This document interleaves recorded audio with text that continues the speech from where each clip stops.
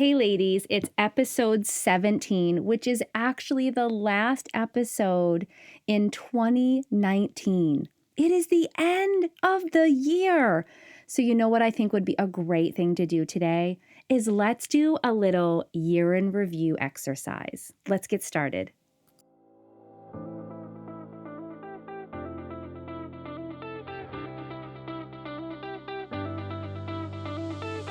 Welcome to the Health, Life, and More for Women podcast with certified health and life coach, mom of four, and just all-around lover of all things 80s, your host, Jennifer D'Amato.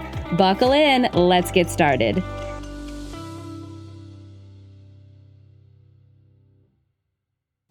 Ladies, you made it. You're here. Another year. Can you believe it? Okay, and I feel like this one we need to take pause because it's not just another year. It's another whole freaking decade. Like, mind blown, take a moment, wait a minute, what just happened? 10 years gone by. Wow, it makes my head hurt. Like, I just can't believe how fast time goes. But it's been a good year. Has it been a good year for you? I know that not every year has ended that way for me. And most of the time, when it didn't end well is because I never set any direction for it to go. I mean, do you understand what I'm saying? I'm not a resolution. I know I've said it before, but I'm going to say it again. I am not a resolutions person. I am a goal person. And I believe there's a very big difference in that. Goals need to be something you can measure. They need to be something achievable in the time that you set. Goals are things we can continue to strive for. Resolutions don't carry the same weight. There's this thing we resolve to do, and we can unresolve it pretty quickly. But I'm a goal setter, and I set some goals at the beginning of 2019, which feels like 10 years ago. But I did. I set some goals for my business. I set some goals for my family. I set some goals for me personally. And I wrote those suckers down. I had them in a place where I could come back to them and reflect on them and actually even question throughout the year, are they still goals that I want? Do you hear how that process would go? So you write down these goals that you have, and they can be for multiple areas of your life. And then you actually put them somewhere. You can come back and you are allowed to ask yourself the question, are these still goals I desire? Because honestly, things happen. Life happens. Things shift and change and unexpected things and twists and turns that sometimes those goals don't always end up becoming something that I still want. They, some of them are even achieved earlier than I thought, or they've shifted and molded into something totally different. It happens all the time, but I wouldn't know it if I didn't write them down. And I definitely wouldn't know it if I wasn't intentional about going back and looking at them throughout the year, not on December 30th. I mean, that would kind of be pointless because I probably, knowing my brain, I would have forgotten 99% of the things that I wrote down. Reflecting on my goals is actually just one practice that I do at the end of the year. Now, remember, I'm doing that one throughout the year, so it's not as big, but I have to make sure I take the time because if there are certain goals that were not achieved and I still want to achieve them, I'm going to carry them into the new year. However, I might look at that list of goals and things have been tweaked and turned and twisted and new things have come up. Like maybe a podcast that have created some other goals. Okay. But like I said, goals, that's just one area for a year in review exercise. The other one, oh guys, this one's so good. This is your calendar. Yeah. You need to take a look back at the last year of your calendar. Now, this is something I know a lot of entrepreneurs do, businesses do, but this is something I believe you should be doing personally. Now, how do you do that? Well, most of us are using our phones for calendar items, right? We're putting appointments and dates and all of that in. So if you do something like that, and maybe you use a Google Calendar or some other app on your phone, and you can scroll back and look at where you spent your time. How did you spend your time? So my family had to go through this, and we were giving all of our time to a certain activity that actually was draining us. And when we looked back at the calendar and looked at the time suck that it was and the emotional cost, we actually could somewhat easily, there was still an emotional component to it, but we could somewhat easily remove that activity.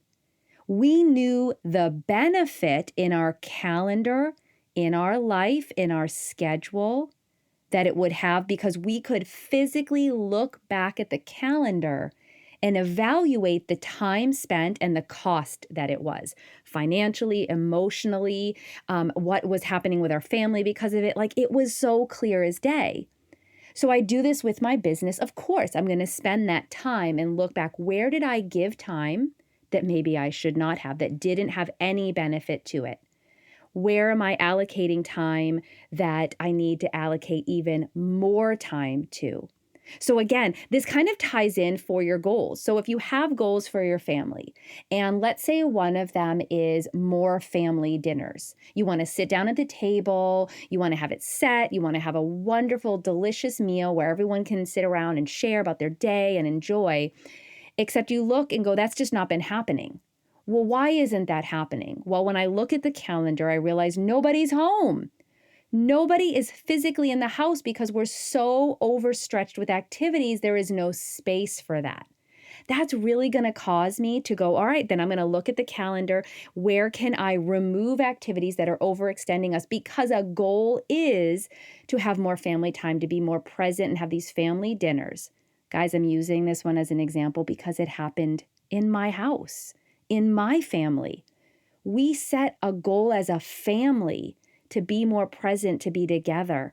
And we do this during family dinner time. That means everyone has to be in the same space for that to happen. We had to reevaluate our calendar to be able to honor the goal we had for our family. So whatever it is for you, I still want you to take that time, get back on your digital calendar. Maybe you're old school and you have a, pen and paper, but to go back and look at your calendar, how you spent your time, where you spent your time.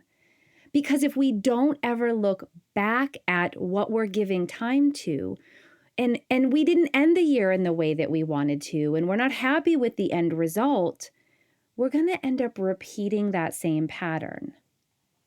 I can hear that there's someone out there going, but Jen, I don't use any calendar system.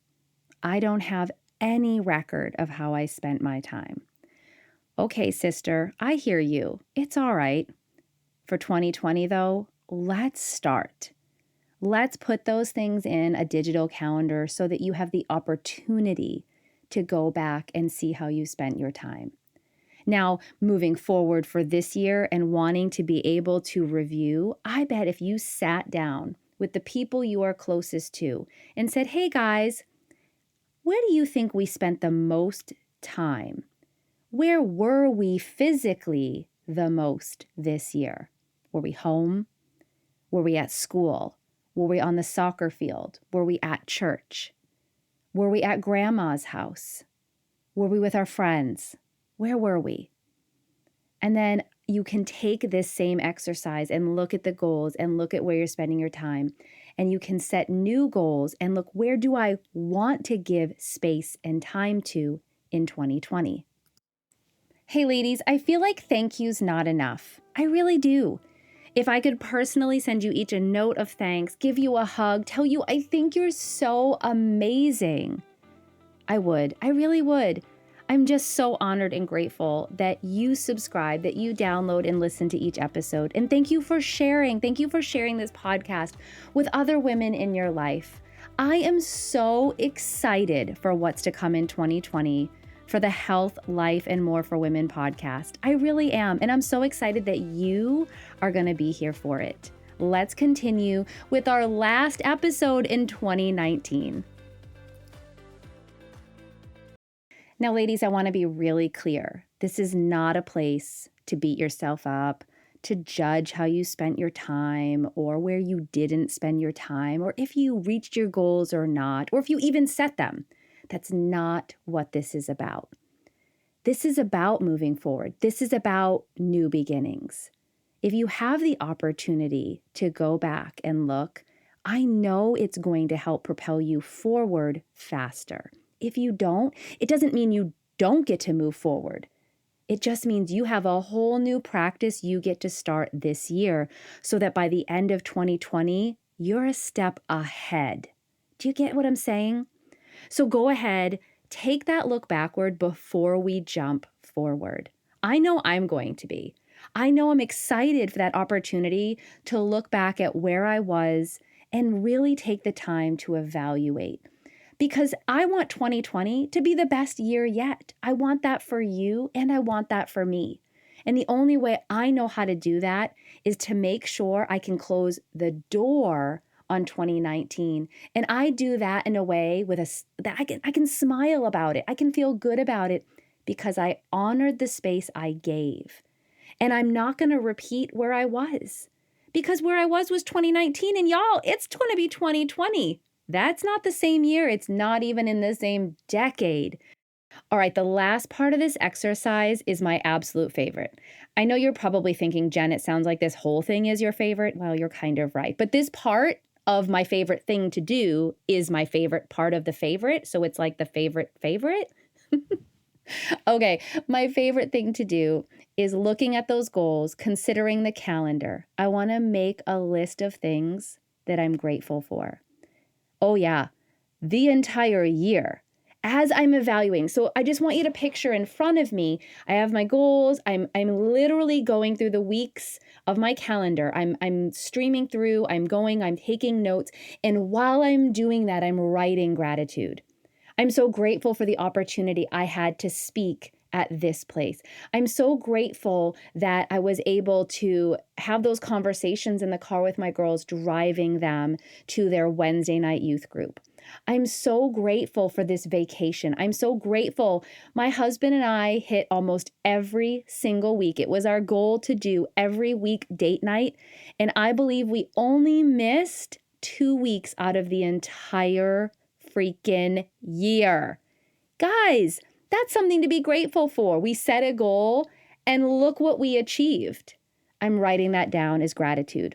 So while you're doing this year in review exercise, your goals, your calendar, I also encourage you, I challenge you to write down every piece of gratitude that you notice in this review.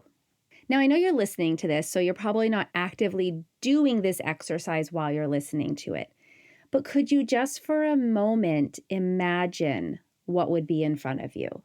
Just take a moment and try to picture. Please don't close your eyes if you're listening to this while you're driving. But if you can imagine what you have in front of you, goals that you've set, your calendar, where you spent your time, being able to reflect, and then a whole list of gratitude that you've created. How amazing is this?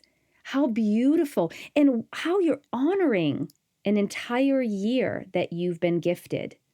You know that phrase people say that they don't want to take any year they've been given for granted.